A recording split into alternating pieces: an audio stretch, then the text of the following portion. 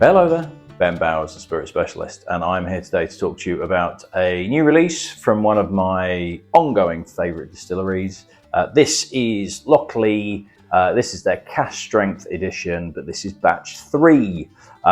So the other 2 batches of the Cask Strengths are probably in certainly my top 5 of all the Lochlea portfolio, and possibly even the top 3.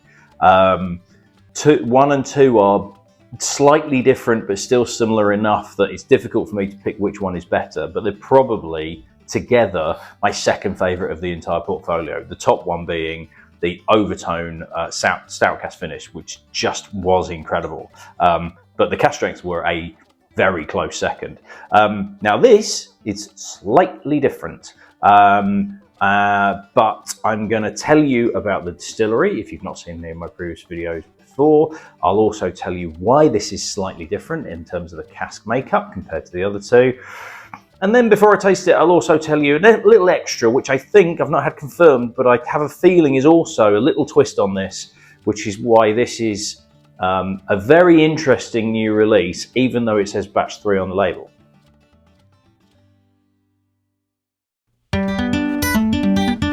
The Lochlea distillery is a conversion of the farm buildings at Lochlea Farm, situated 8 miles south of Kilmarnock, and at which the world-famous Scottish writer and poet Robert Burns lived and worked from 1777 to 1784. Plans for a distillery by the current owner Neil McGeoch were approved in 2014, and whisky production commenced in August 2018.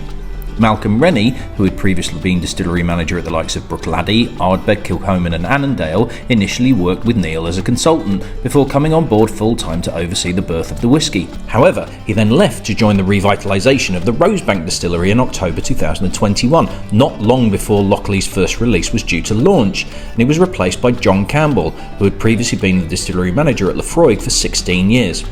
After overseeing the successful launch and the first 3 years' releases of the Lochlea portfolio, John then left the business in August 2024 to begin a new venture in California, and Jill Boyd, who was previously Master Blender for Halewood Spirits and Compass Box and named Master Blender of the Year at the Icons of Whisky Awards in 2020, took over his position in December 2024. The distillery is another new whisky venture who are producing a grain-to-glass spirit. They grow their own barley in fields literally over the road and have their own water source. The bottle itself features embossing referencing the tyre tracks that surround the farm. The first Cask Strength bottling from Lochlea was released in June 2023 as an ongoing annual release, with John Campbell and his team selecting a number of first fill ex-Bourbon and ex-Oloroso sherry barrels that would work better at a higher strength. Batch 2 continued this cask combination the following year, but 2025's Batch 3 sees a twist added by Jill Boyd in what is one of, if not the, first Lochlea release in which she has had full oversight. 33% of the casks in this batch were originally ex-Bourbon barrels that had previously held heavily peated Islay whiskies, almost certainly from a distillery that John Campbell was previously involved with, and the remaining 2/3 of first fill ex-Oloroso sherry casks. As with all Lochlea bottlings, no colour is added and no chill filtration takes place, with just over 7,000 bottles available worldwide at a cask strength of 59.8% ABV. So, what we have with this that's different to batch 1 and 2 is this element of the, I suppose you call them peated casks, because it's not peated spirit, it's casks that have had heavily peated spirit in beforehand, ex-Islay casks. And although I've not had anything to the contrary from the distiller and everything, I'm still assuming that these are ex-Lefroy casks, simply because of John Campbell's relationship with the distillery and the fact that they have officially said in terms of the ploughing and things like that, these are Lefroy casks. So the blurb that I had from Patrick, who's the sales manager, brand ambassador, general dog's body that does absolutely everything, didn't say Lefroy in this cask makeup, but I'm pretty much taking it as read that it is. So 1/3 of the casks used in this batch were ex-Lefroy casks, let's say it, and the other 66.666% are first fill Oloroso. The reason I said this is an extra dimension to this being slightly different to the rest is I am pretty positive that this is the first full release which has had 100% oversight from Jill. So if you have looked at the video where we did the Lochlea tasting, where I uploaded it to the YouTube channel, or the day before we did the tasting, I uploaded the interview that I did, the discussion that I did with Jill for about an hour and a half that I was going to cut into that tasting, and then it just ended up being an hour and a half of absolute gold. It was such a good conversation. And she was talking about the fact that the last ploughing had essentially been picked. The 6-year-old, the cask had been selected, but she got to kind of like be involved in the final bits and pieces like that. So I'm pretty sure that this is Jill's baby. Whereas everything else, the previous 2 releases were sort of like the handover between her and John. This is Jill. This is Jill's influence. This is Jill's personality and her intention of the distillery and everything like that coming through. Now, what's interesting is, during that conversation, she said she struggled with peated whiskey. You know, she really didn't like it to start with, but she's kind of coming around to peated whiskey and all this lot. And the first Jill release, I suppose we could call it, has got a peated element in there. But let's see what we can get on through this. So, as with the others, the colour is absolutely incredible. That's coming through from those first Olorosos. But with the other 2 batch 1 and 2, the other 2 cask strengths, that heavy sherry element was really coming through, and there was like whipped cream and brioche and all sorts of stuff going through. So it'd be really interesting to see what this 1/3 peated cask element does to it. So on the nose, straight away you get smokiness, but it's round, it's dark, it's deep, it's slightly sweet, it's slightly kind of like barbecue sauce, barbecued meats that have been sat for a while. It really, really reminds me of that low rolling smoke that I always get from the likes of, and it's in front of it, the likes of Wireworks. Very, very similar deep smokiness, which I absolutely love. But then there's raisins, there's dark chocolate, there's a hint of like even orange oil coming through. Another one of these fantastic noses that just changes every time you take a sniff of it. I've just realised my chair is really creaky. I do apologise for any of that in the background. I really need to get this oiled or changed. Bags going on here. There's a note of menthol coming through as well, which I think is just basically that higher alcohol content. But it works with everything else. It kind of brings this kind of like crisp mint cleanliness to it, as well as this smoke.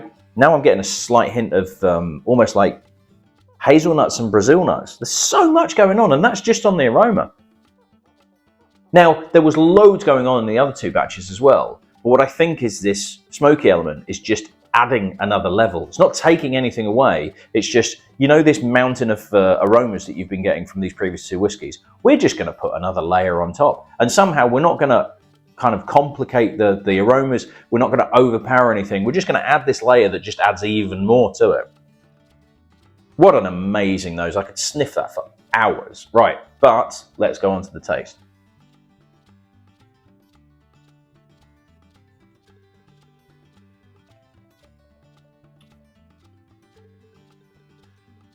Oh man, that's really good. The palate is basically the aroma. Loads going on. I get a nuttiness. I get Cadbury's fruit and nut, but it's almost like a slightly darker chocolate. There's dark chocolate in there as well. There's espresso coffee. There's a touch of wood smoke. There's barbecue sauce. There's smoky bacon right in the background. There's cream in there. There's like whipped cream. There's an amazing texture to it. And I wonder if this is because as the stock is getting older, so we have older whiskey within these releases that are coming out, that's adding weight to the mouthfeel. And what that's doing is it's just expanding on all those flavors that are going on. There's a lovely, rich, slightly thick, silky texture to it. So it coats the mouth slightly, but it just makes all those different elements in that flavor profile just linger and dance and meld from one to another. I get red berries, I get raisins, I get bread and butter pudding. That charred top on a bread and butter pudding as well. The smokiness is not upfront, it's almost not obvious. And there's so much going on that at times it almost becomes imperceptible, because that soft, dark smokiness is actually, it's accentuating all these other flavors without going, there's smoke here as well. It's just, it's turning the dial up to 11, for you Spinal Tap fans, of all the other flavors that are going on. And then it kind of comes back. You kind of go, oh yeah, there's this smokiness in there as well. This is like slightly dying embers of a bonfire, but then there's like the leftovers of a barbecue which had lots of meat on and lots of barbecue sauce, and it's slightly sweet. And then there's toasted marshmallows, and there's just loads going on in this flavor profile. I've not added water to this. I'm not going to. I don't think adding water to it is actually going to necessarily improve it or even make a difference, because I think there's so much going on that the high alcohol percentage is actually working brilliantly with everything. It's again, like that smoky element, it's accentuating, it's expanding all these different elements of flavor that are going on. It's unbelievable.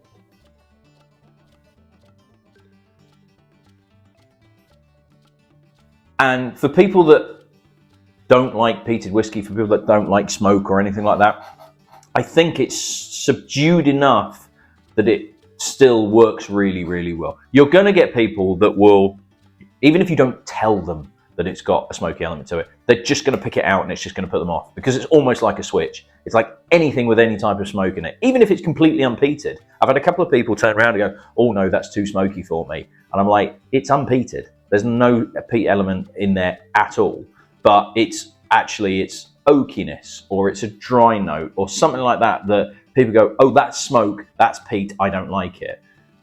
And it's not really kind of like exploring, kind of like, well, hang on, what is it? What is it I don't like? Is it actually, it's a dry element? So you're going to get people that go, oh, you know, it's not for me regardless. Not a problem at all. But I do think that for a lot of people that don't like peated whiskey, the one that always gets me is, well, I don't like peated whiskey. I like smoke, but I don't like peat. I'm like, that's the one causes the other. It's the same thing. Never mind. Doesn't matter. But I think it's a really good introduction. And I found that with Wireworks as well, that there's certain whiskies out there. Ben Romach's another good one, although it's a bit more kind of raw, for want of a better word. But there are some whiskies out there that are really, really good introductions to smoky whiskey. And this is up there because there is so much other stuff going on. The smoke is not in your face. It's not up front. It's not obvious. It's actually in the background, pushing all these other flavors and giving them even more of a chance to shine. Personally, I think this is better than the batch 1 and 2. Is it as good or better than the Overtone? Not quite.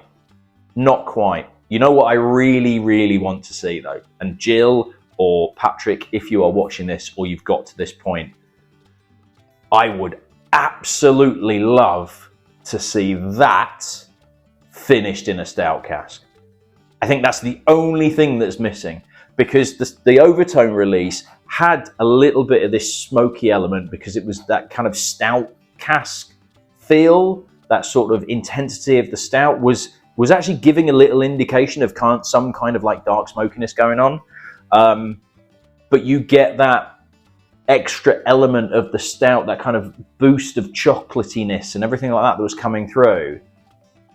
I haven't got any Overtone left, but what I might see if I can find some. You know what I'd really love to do is, if I've got some Overtone in the back, I'm going to do myself a little blending of probably half that and half Overtone.